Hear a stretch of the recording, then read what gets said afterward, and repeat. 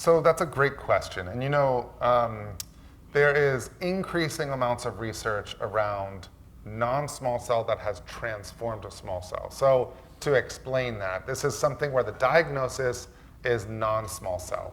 Now commonly, or more commonly in that case, it's an EGFR mutation, so a type of adenocarcinoma that's been treated with targeted therapy, although it can happen with others, where part of the resistance to that drug, where the cancer starts growing despite the treatment, is because it transformed. And it went from non-small cell to small cell.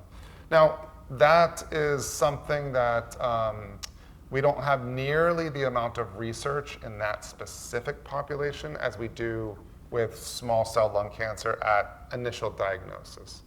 But the research that we have really suggests a lot of similarities. So the DLL3 expression that I mentioned, that is also seen in these EGFR transformed or becoming small cell lung cancer.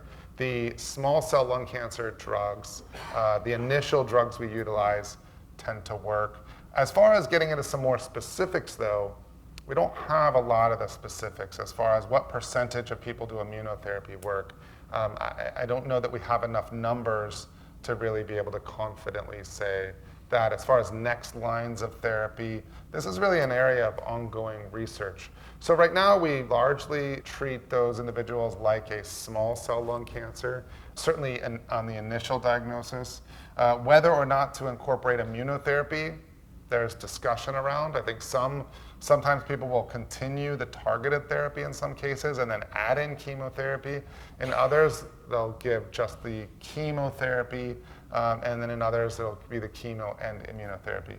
I could hear that answer sounding kind of like, well then, what do we do? And that's the research.